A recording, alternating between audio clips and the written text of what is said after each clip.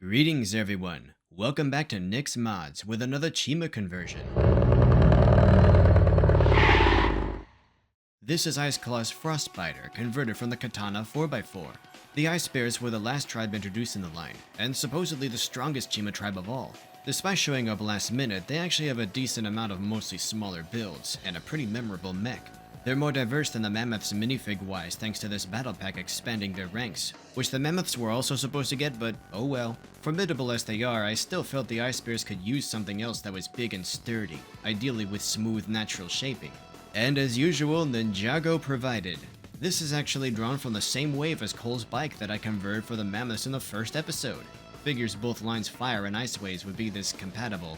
One of my favorite things about Chima is the consistency within each tribe, making them all the more distinct. While the lion and tiger tribes fill similar niches, lion vehicles are raised high off the ground and very square-shaped from overhead. Tiger vehicles are low to the ground and front-loaded, more of a triangle shape, and the katana's smooth shaping and very upright gait reminded me of a polar bear. But this was a case where I had to replace almost every single brick to get the colors right. I kept the rims, switching from gold to silver, kept the saw blade gimmick, and even swapped the bolts for translucent light blue, which are rarer and more expensive than dark trans blue. This older saw is more authentic to Chima, but the 6-blade one is more vicious. Either works. The anatomy of the Frostbiter was trickier than usual. I knew I wanted the grill to be a mouth, can't have a Chima-mobile without a big animal head, but how much of it should be a big animal head? I give it a rounded nose, yellowed teeth, a hint of a pink tongue, even black fenders turned sideways like lips. But when I tried to tie it all together with eyes where those silver spikes are, it just looked like some other animal's scrunched up face, not a bear's.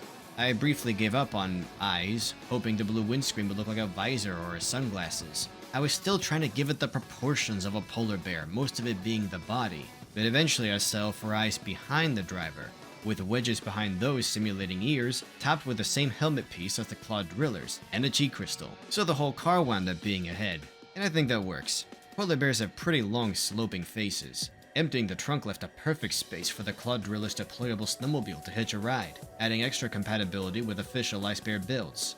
And of course I built a second one. This also lets that driver act as a rear gunner. An Iceklaw feels like the perfect driver, his beard-like tattoos helping him stand out from all the white. And as opposed to our car seats being heated, his of course is self-cooling, to better preserve his rotting flesh.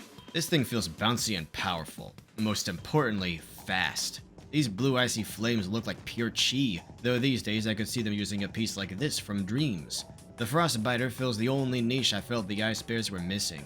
I could whip up some sort of flying machine for them too, but seems unnecessary. Next episode's mod is also an Ice Bear, but not quite. You'll see. That's it for today. Check out my books on Amazon and Ep.30 and my Patreon page to get videos like this early, your name in the credits, behind the scenes content, a patron Discord server, signed copies of Planet Ripple, and maybe even your own LEGO Rewind episode. See you next mod. Toodles!